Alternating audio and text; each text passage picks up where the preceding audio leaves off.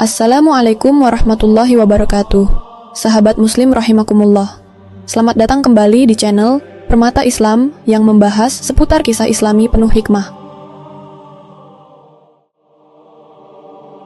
Di permukaan, dunia tampak berjalan seperti biasa. Kota-kota besar tetap menyala sepanjang malam. Kendaraan terus bergerak tanpa henti, dan aktivitas manusia berlangsung seolah tidak ada yang berubah. Media menampilkan rutinitas global yang terlihat normal. Ekonomi, politik, hiburan, semua berjalan dalam ritme yang sudah dikenal. Namun di balik semua itu, ada lapisan lain yang tidak terlihat oleh kebanyakan orang. Sebuah lapisan realitas yang jauh lebih sunyi, lebih tertutup, dan perlahan mulai menampakkan tanda-tanda keganjilan yang sulit dijelaskan. Dengan logika biasa, beberapa pengamat menyebut bahwa dunia saat ini sedang memasuki fase yang tidak biasa. Bukan karena satu peristiwa besar yang langsung mengguncang, tetapi karena akumulasi dari banyak hal kecil yang bergerak secara bersamaan. Ketegangan geopolitik yang meningkat, krisis ekonomi yang berulang, hingga perubahan pola perilaku para pemegang kekuasaan global yang mulai menunjukkan arah yang berbeda dari biasanya. Semua ini membentuk sebuah pola yang, jika diperhatikan dengan seksama, seolah mengarah pada sesuatu yang lebih besar. Di tengah kondisi tersebut, muncul isu yang perlahan menyebar di berbagai kalangan isu tentang kegelisahan para elit global. Mereka yang selama ini berada di puncak kendali sistem dunia, yang memiliki akses terhadap informasi paling dalam dan paling rahasia, dikabarkan mulai menunjukkan tanda-tanda kepanikan. Bukan kepanikan yang ditampilkan secara terbuka, melainkan sesuatu yang hanya bisa dibaca melalui tindakan-tindakan mereka yang tidak biasa. Salah satu hal yang paling mencolok adalah perubahan pola dalam pengelolaan kekayaan. Selama bertahun-tahun, para elit dunia dikenal sebagai kelompok yang terus memperluas aset, memperkuat pengaruh ekonomi, dan menguasai berbagai sektor strategis. Namun kini, arah itu tampak mulai bergeser. Dalam beberapa laporan yang beredar, disebutkan bahwa sebagian dari mereka justru mulai melepas aset dalam jumlah besar. Bukan lagi sekadar mencari keuntungan, tetapi lebih kepada upaya mengamankan apa yang mereka miliki sebelum sesuatu terjadi. Fenomena ini semakin menarik perhatian ketika di saat yang sama, muncul aktivitas pembangunan yang tidak biasa di berbagai wilayah. Bangunan-bangunan bawah tanah mulai dibangun dengan teknologi tinggi. Struktur yang dirancang bukan sekadar sebagai tempat perlindungan sementara, tetapi sebagai sistem yang mampu bertahan dalam jangka waktu panjang. Dilengkapi dengan sumber energi mandiri, sistem penyaringan udara canggih, serta persediaan logistik yang cukup untuk bertahan dari kondisi ekstrem. Bunker-bunker ini bukan sekadar proyek biasa. Mereka dirancang dengan tingkat kerahasiaan tinggi, dan hanya dapat diakses oleh kalangan tertentu. Lokasinya tersebar di berbagai titik strategis dunia, seringkali jauh dari pusat keramaian, tersembunyi di bawah tanah atau di wilayah terpencil yang sulit dijangkau. Semua ini menimbulkan satu pertanyaan yang semakin sulit diabaikan. Mengapa mereka yang memiliki segalanya justru terlihat seperti sedang bersiap untuk bersembunyi? Lebih dari itu, pola ini menunjukkan sesuatu yang lebih dalam. Seolah-olah fokus mereka telah bergeser. Jika sebelumnya kekuasaan dan kekayaan menjadi tujuan utama, kini yang terlihat justru upaya untuk bertahan. Ada kesan bahwa mereka tidak lagi berusaha mengendalikan masa depan, tetapi justru mencoba menyelamatkan diri darinya. Di sisi lain, berbagai rumor mulai bermunculan, memperkuat suasana ketidakpastian yang sudah ada. Salah satu yang paling sering dibicarakan adalah kemungkinan terjadinya gangguan besar pada sistem dunia. Bukan sekadar krisis ekonomi atau konflik bersenjata, tetapi sesuatu yang mampu melumpuhkan fondasi peradaban modern itu sendiri. Sistem kelistrikan global yang tiba-tiba tidak berfungsi, jaringan komunikasi yang lumpuh, teknologi yang selama ini menjadi tulang punggung kehidupan manusia mendadak tidak lagi dapat diandalkan. Rumor ini mungkin terdengar seperti spekulasi berlebihan bagi sebagian orang. Namun bagi mereka yang memperhatikan pola-pola yang ada, semua ini terasa seperti potongan-potongan puzzle yang mulai tersusun. Apalagi jika melihat bagaimana para elit yang selama ini sangat bergantung pada teknologi, justru mulai mempersiapkan diri untuk hidup tanpa itu semua. Kondisi ini menciptakan kontras yang sangat mencolok. Di satu sisi, dunia terus bergerak maju dengan segala kecanggihannya. Di sisi lain, mereka yang berada di balik layar justru tampak bersiap untuk kemungkinan terburuk. Sebuah paradoks yang sulit dijelaskan jika hanya dilihat dari permukaan. Pertanyaan demi pertanyaan mulai bermunculan di tengah masyarakat. Apa yang sebenarnya sedang terjadi? Mengapa perubahan ini terjadi secara bersamaan di berbagai tempat? Dan yang paling penting, apa yang sebenarnya mereka ketahui hingga membuat mereka mengambil langkah-langkah sejauh ini? Tidak semua orang menyadari perubahan ini. Banyak yang masih melihat dunia dari apa yang tampak di layar dan berita. Namun bagi mereka yang mencoba melihat lebih dalam, ada perasaan bahwa sesuatu sedang bergerak. Sesuatu yang tidak bisa dilihat secara langsung, tetapi dampaknya mulai terasa secara perlahan. Kegelisahan ini bukan lagi sekadar isu kecil. Ia telah berkembang menjadi sebuah tanda yang memicu rasa penasaran sekaligus kekhawatiran. Terlebih ketika berbagai informasi yang tersebar, meskipun tidak selalu dapat diverifikasi, tetap menunjukkan arah yang sama, bahwa ada sesuatu yang sedang dipersiapkan. Dan di titik inilah, narasi mulai berubah. Dari sekadar pembahasan tentang krisis dunia, menjadi sesuatu yang lebih luas. Sebuah kemungkinan bahwa apa yang ditakuti bukan hanya runtuhnya sistem yang selama ini dikenal, tetapi munculnya sesuatu yang berada di luar kendali manusia. Sebuah dugaan besar perlahan mulai terbentuk, bahwa ketakutan itu bukan sekadar tentang krisis ekonomi, konflik global, atau keruntuhan teknologi, melainkan tentang sesuatu yang jauh lebih besar. Sesuatu yang tidak kasat mata, namun perlahan mulai mendekat ke hadapan manusia. Dan dari sinilah dugaan tentang sesuatu yang tidak kasat mata itu mulai menemukan bentuknya yang lebih jelas. Apa yang sebelumnya hanya terasa sebagai kegelisahan tanpa arah, kini berkembang menjadi spekulasi yang lebih spesifik. Bahwa ada sesuatu yang bukan hanya tidak terlihat, tetapi juga tidak sepenuhnya bisa dijelaskan dengan pendekatan dunia modern. Di berbagai lingkaran pengamat, muncul pembicaraan yang semakin sering terdengar, tentang kemungkinan bahwa fenomena yang sedang dihadapi bukan hanya bersifat fisik, melainkan juga berkaitan dengan dimensi yang lebih dalam. Dimensi yang selama ini jarang disentuh oleh ilmu pengetahuan konvensional, tetapi justru mulai diperhatikan oleh mereka yang memiliki akses terhadap teknologi paling mutakhir. Isu ini semakin menguat ketika muncul rumor tentang penggunaan perangkat canggih yang dirancang untuk mendeteksi sesuatu yang tidak biasa. Bukan sekadar gelombang elektromagnetik atau sinyal komunikasi, melainkan sesuatu yang lebih halus, lebih kompleks, dan sulit dipahami oleh manusia awam. Sebuah konsep yang oleh sebagian kalangan disebut sebagai upaya membaca energi yang tidak terlihat. Perangkat ini, menurut berbagai spekulasi, bukanlah teknologi biasa.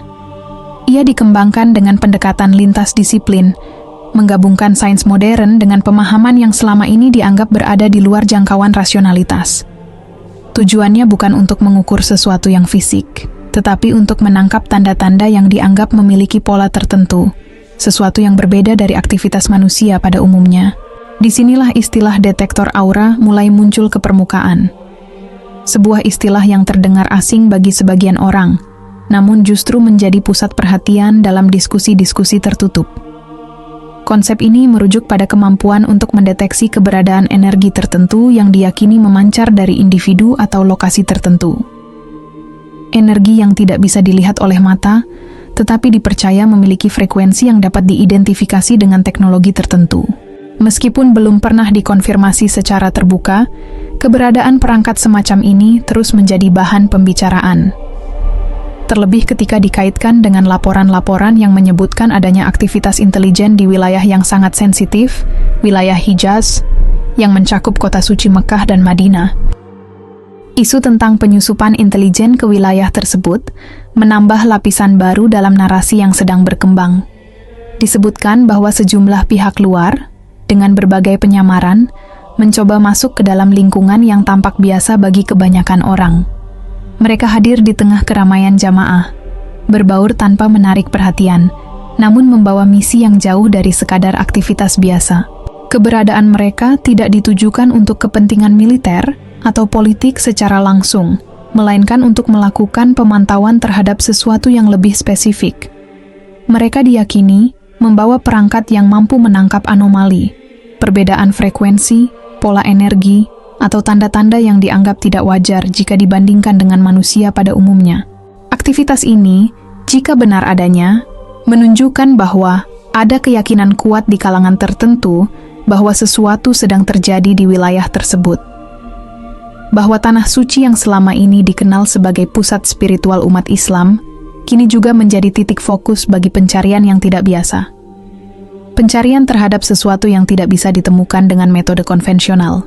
Konsep ini semakin mengarah pada satu kemungkinan yang lebih besar, bahwa apa yang mereka cari bukanlah objek, bukan pula fenomena alam, melainkan seorang sosok. Sosok yang diyakini memiliki karakteristik tertentu, yang telah disebutkan dalam berbagai riwayat sejak berabad-abad yang lalu. Disinilah keterkaitan dengan nubuat mulai menjadi semakin jelas. Dalam berbagai hadis yang telah lama dikenal dalam tradisi Islam, disebutkan tentang kemunculan seorang pemimpin di akhir zaman. Sosok yang akan membawa keadilan di tengah dunia yang dipenuhi ketidakadilan. Sosok yang tidak muncul melalui proses biasa, tetapi melalui rangkaian peristiwa yang telah ditentukan. Bagi sebagian orang, ini mungkin hanya dianggap sebagai bagian dari keyakinan religius. Namun bagi mereka yang berada di lingkaran kekuasaan global, kemungkinan ini tampaknya tidak diabaikan begitu saja. Justru sebaliknya, ada kesan bahwa mereka mulai memperhitungkannya sebagai bagian dari skenario yang harus diantisipasi. Ketakutan ini tidak lagi sekadar tentang kehilangan kekuasaan atau runtuhnya sistem yang mereka bangun, tetapi tentang munculnya sesuatu yang tidak bisa mereka kendalikan. Sesuatu yang tidak tunduk pada hukum-hukum yang selama ini mereka gunakan untuk menguasai dunia. Upaya untuk mendeteksi, memantau, bahkan mungkin mencegah, menunjukkan bahwa mereka menganggap kemungkinan ini sebagai ancaman yang nyata. Sebuah ancaman yang tidak bisa dihadapi dengan senjata, tidak bisa dihentikan dengan teknologi, dan tidak bisa dinegosiasikan dengan kekuatan politik. Namun di tengah semua itu, ada satu hal yang seringkali terlupakan, bahwa dalam keyakinan yang sama, yang menyebutkan tentang kemunculan sosok tersebut, juga ditegaskan bahwa segala sesuatu terjadi atas kehendak Allah. Bahwa tidak ada satupun peristiwa yang bisa melampaui ketetapannya. Jika memang ada upaya untuk mencari, memantau, atau bahkan menghalangi, maka semua itu pada akhirnya tetap berada dalam batas yang telah ditentukan. Manusia, dengan segala kecanggihannya, tetap memiliki keterbatasan. Dan ketika berhadapan dengan sesuatu yang berasal dari kehendak ilahi, batas itu menjadi semakin nyata. Fenomena ini menghadirkan sebuah ironi yang mendalam. Mereka yang selama ini mengandalkan kekuatan teknologi justru mencoba memahami sesuatu yang berada di luar jangkauan teknologi itu sendiri. Mereka yang terbiasa mengendalikan justru dihadapkan pada sesuatu yang tidak bisa dikendalikan. Ketegangan ini terus berkembang, seiring dengan semakin banyaknya tanda yang dianggap tidak biasa. Baik dalam bentuk fenomena global, perubahan sosial, maupun dinamika spiritual yang mulai dirasakan oleh sebagian orang. Semua ini seolah mengarah pada satu titik temu yang sama. Dan perlahan ada semua jalur pemikiran itu mulai mengerucut. Ketakutan yang awalnya tampak samar kini semakin terarah. Bukan lagi sekadar tentang sistem dunia yang mungkin runtuh, tetapi tentang sesuatu yang akan menggantikannya. Sesuatu yang tidak lahir dari kekuasaan manusia. Ketakutan itu semakin mengarah pada satu sosok yang selama ini hanya disebut dalam hadis-hadis lama.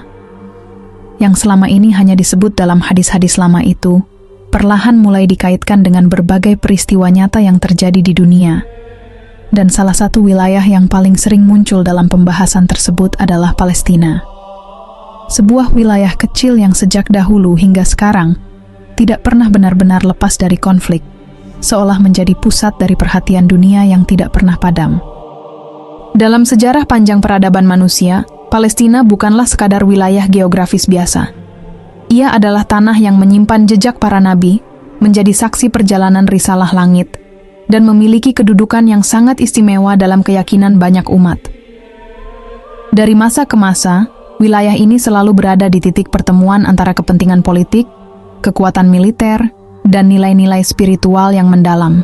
Ketika melihat peta konflik dunia modern, sulit untuk mengabaikan fakta bahwa Gaza dan kawasan di sekitar Masjidil Aqsa terus menjadi pusat ketegangan yang seakan tidak pernah menemukan akhir. Serangan demi serangan, pergantian kekuasaan, hingga berbagai upaya perdamaian yang berulang kali gagal, semuanya membentuk pola yang tidak biasa. Seolah-olah wilayah ini memang ditakdirkan untuk terus berada dalam pusaran peristiwa besar. Bagi sebagian orang, konflik ini mungkin dilihat sebagai persoalan politik semata. Namun bagi mereka yang memandang dari sudut yang lebih dalam, ada keyakinan bahwa apa yang terjadi di sana tidak bisa dilepaskan dari nilai spiritual yang melekat pada tanah tersebut. Palestina bukan hanya tentang perebutan wilayah, tetapi tentang sesuatu yang jauh lebih besar dari itu. Masjidil Aqsa, sebagai salah satu tempat suci dalam Islam, memiliki posisi yang sangat penting dalam banyak riwayat. Ia bukan hanya simbol sejarah, tetapi juga bagian dari rangkaian peristiwa yang diyakini akan memiliki peran besar di akhir zaman. Kedudukannya sebagai salah satu dari 3 masjid utama dalam Islam menjadikannya pusat perhatian umat yang tidak pernah pudar, bahkan di tengah berbagai tekanan yang terjadi. Ketika melihat bagaimana wilayah ini terus menjadi sasaran konflik, muncul pertanyaan yang lebih dalam. Mengapa tempat ini tidak pernah benar-benar tenang? Mengapa setiap upaya untuk menghilangkan identitasnya selalu berujung pada kegagalan? Dan mengapa, di tengah tekanan yang begitu besar, semangat penduduknya justru tidak pernah padam? Ada pandangan yang menyebutkan bahwa semua ini bukanlah kebetulan, bahwa penderitaan yang terjadi di Palestina adalah bagian dari sebuah proses yang lebih besar, sebuah persiapan yang tidak terlihat oleh mata manusia. Setiap peristiwa, setiap ujian, dan setiap pengorbanan yang terjadi di sana diyakini memiliki makna yang jauh melampaui apa yang tampak di permukaan. Dalam konteks ini, Palestina sering disebut sebagai salah satu titik penting dalam rangkaian peristiwa akhir zaman.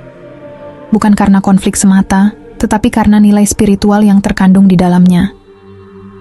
Tanah ini diyakini memiliki hubungan yang erat dengan berbagai peristiwa besar yang akan datang, termasuk kemunculan sosok yang selama ini dinantikan. Kondisi yang terus memburuk di wilayah tersebut justru semakin memperkuat keyakinan sebagian orang bahwa dunia sedang bergerak menuju sebuah fase yang telah lama disebutkan dalam berbagai riwayat. Fase di mana ketidakadilan mencapai puncaknya, di mana manusia mulai kehilangan arah, dan di mana harapan terhadap keadilan semakin sulit ditemukan. Namun di tengah semua itu, selalu ada satu hal yang tetap bertahan, keyakinan. Keyakinan bahwa semua ini tidak akan berlangsung selamanya. Bahwa di balik setiap kesulitan, ada rencana yang sedang berjalan. Sebuah rencana yang mungkin tidak sepenuhnya dipahami, tetapi diyakini akan membawa perubahan besar ketika waktunya tiba. Jika diperhatikan lebih luas, bukan hanya Palestina yang menunjukkan tanda-tanda tersebut. Dunia secara keseluruhan juga sedang mengalami perubahan yang signifikan. Ketegangan antar negara, krisis ekonomi yang berulang, hingga ketidakpastian yang semakin meluas. Semuanya seolah saling terhubung dalam satu pola yang sama. Fenomena ini memperkuat dugaan bahwa apa yang terjadi bukanlah peristiwa yang berdiri sendiri, melainkan bagian dari rangkaian yang saling berkaitan, yang mengarah pada sesuatu yang lebih besar. Sesuatu yang telah disebutkan dalam banyak riwayat, tetapi baru mulai terasa nyata dalam kehidupan manusia saat ini. Ketika berbagai tanda mulai muncul secara bersamaan, sulit untuk mengabaikan kemungkinan bahwa dunia memang sedang bergerak menuju fase yang berbeda. Fase di mana perubahan tidak lagi bersifat bertahap, tetapi terjadi secara cepat dan menyeluruh. Fase di mana sistem yang selama ini dianggap kuat mulai menunjukkan kelemahannya. Dalam situasi seperti ini, harapan manusia mulai berubah arah. Jika sebelumnya banyak yang menggantungkan harapan pada kekuatan dunia, kini sebagian mulai melihat ke arah lain, ke arah sesuatu yang lebih tinggi, sesuatu yang diyakini mampu membawa keadilan yang tidak bisa diwujudkan oleh sistem manusia. Dari semua tanda itu, satu kesimpulan mulai mengarah, bahwa dunia sedang menunggu hadirnya seorang pemimpin besar. Dan dalam berbagai riwayat yang telah diwariskan selama berabad-abad, sosok itu dikenal dengan satu nama yang terus disebut dengan penuh harap, Imam Mahdi. Ia bukan sekadar figur simbolik, melainkan sosok nyata yang diyakini akan muncul pada saat dunia berada di titik paling gelap dalam sejarahnya. Dalam banyak penjelasan ulama, Imam Mahdi disebut sebagai seorang lelaki dari keturunan Nabi Muhammad, yang memiliki nama Muhammad bin Abdullah. Ia bukanlah seseorang yang sejak awal tampil di hadapan publik sebagai tokoh besar, bukan pula sosok yang dibesarkan dalam sorotan kekuasaan atau pengaruh dunia. Justru sebaliknya, ia hidup dalam kesederhanaan, jauh dari hiruk-pikuk ambisi yang selama ini menguasai panggung peradaban manusia. Keistimewaan terbesar dari sosok ini bukan terletak pada kekuatan fisik atau kekuasaan duniawi, melainkan pada sifatnya yang sangat bertolak belakang dengan para pemimpin pada umumnya. Di saat banyak orang berlomba-lomba untuk meraih jabatan, mencari pengaruh, dan membangun citra, Imam Mahdi justru dikenal sebagai sosok yang tidak menginginkan semua itu. Ia tidak pernah berusaha memperkenalkan dirinya, tidak pernah mengkampanyekan namanya, dan tidak pernah memiliki ambisi untuk memimpin umat. Sifat ini bukanlah kelemahan, melainkan tanda yang paling kuat. Dalam berbagai riwayat disebutkan bahwa salah satu ciri utama dari Imam Mahdi adalah ketidakinginannya terhadap kekuasaan. Ia tidak mencari jabatan, bahkan ketika tanda-tanda mulai mengarah kepadanya, ia justru berusaha menjauh. Bukan karena takut, tetapi karena kesadaran akan beratnya amanah yang akan dipikul. Dikisahkan bahwa ketika sebagian orang mulai mengenali ciri-ciri tersebut pada dirinya, ia tidak serta-merta menerima pengakuan itu. Ia justru menghindar, berpindah dari satu tempat ke tempat lain, menjaga dirinya dari sorotan manusia. Langkah ini mencerminkan kerendahan hati yang luar biasa, sekaligus ketundukan yang penuh kepada kehendak Allah. Namun takdir tidak pernah bisa dihindari. Dalam keyakinan yang sama, disebutkan bahwa Allah akan mengislahkan dirinya dalam satu malam. Sebuah peristiwa yang tidak bisa dijelaskan dengan logika biasa, di mana dalam waktu yang sangat singkat, hatinya dipersiapkan sepenuhnya untuk menerima amanah besar tersebut. Keraguan yang sebelumnya ada akan dihilangkan, digantikan dengan keyakinan yang kokoh dan ketenangan yang mendalam. Perubahan ini bukan sekadar transformasi pribadi, tetapi menjadi titik awal dari peristiwa besar yang akan mengubah arah sejarah manusia. Sosok yang sebelumnya tersembunyi akan mulai dikenal, bukan karena usaha dirinya, tetapi karena ketetapan yang telah digariskan. Orang-orang yang memiliki kejernihan hati akan mulai mengenalinya, bukan dari atribut duniawi, tetapi dari tanda-tanda yang sesuai dengan apa yang telah disebutkan dalam hadis. Peristiwa yang paling menentukan adalah ketika sekelompok orang pilihan datang untuk membayatnya. Baiat ini tidak terjadi di tempat sembarangan, melainkan di lokasi yang memiliki makna sangat dalam sejarah Islam, di antara rukun Ka'bah. Sebuah tempat yang menjadi saksi perjalanan panjang umat, kini kembali menjadi titik awal dari babak baru peradaban. Momen ini digambarkan berlangsung dalam suasana yang penuh ketenangan, jauh dari hiruk-pikuk dunia. Tidak ada keramaian yang dibuat-buat, tidak ada pengumuman besar-besaran. Hanya sekelompok kecil manusia yang memahami apa yang sedang terjadi. Mereka adalah orang-orang yang telah dipilih, yang hatinya telah dipersiapkan untuk mengenali kebenaran. Jumlah mereka tidak banyak, sekitar 300 lebih sedikit. Angka ini bukan sekadar jumlah, tetapi memiliki makna yang sangat dalam. Ia mengingatkan pada jumlah pasukan dalam Perang Badar, yang meskipun kecil secara kuantitas, memiliki kekuatan iman yang luar biasa. Hal ini menunjukkan bahwa kemenangan tidak ditentukan oleh jumlah, melainkan oleh kualitas keimanan dan keteguhan hati. Dari titik inilah, perubahan besar mulai terjadi. Sistem dunia yang selama ini berdiri di atas ketidakadilan perlahan mulai runtuh. Kekuasaan yang dibangun dengan kesombongan dan penindasan tidak lagi mampu bertahan. Bukan karena kekuatan militer yang lebih besar, tetapi karena datangnya kebenaran yang tidak bisa ditolak. Fenomena ini menjadi jawaban atas kegelisahan yang sebelumnya dirasakan di berbagai penjuru dunia. Ketakutan para elit global, persiapan yang mereka lakukan, hingga upaya mereka untuk mengendalikan keadaan, semuanya seolah mengarah pada satu titik yang sama. Bahwa ada sesuatu yang tidak bisa mereka hentikan. Apa yang selama ini mereka coba deteksi dengan teknologi, yang mereka cari melalui intelijen, dan yang mereka khawatirkan dalam diam, ternyata adalah bagian dari rencana yang jauh lebih besar dari apa yang bisa mereka pahami. Sebuah rencana yang tidak bergantung pada kekuatan manusia, tetapi sepenuhnya berada dalam kendali Allah. Disinilah letak perbedaan yang paling mendasar. Manusia mungkin mampu merancang berbagai sistem, menciptakan teknologi yang canggih, dan mengendalikan banyak aspek kehidupan. Namun ketika berhadapan dengan takdir yang telah ditetapkan, semua itu memiliki batas yang tidak bisa dilampaui.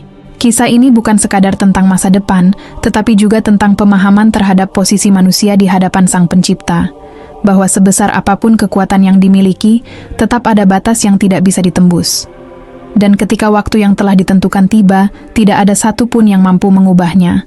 Manusia boleh merancang segala sesuatu dengan teknologi dan kekuatan, tetapi ketika waktu yang telah ditetapkan tiba, tidak ada satupun yang mampu menghentikan apa yang telah dijanjikan.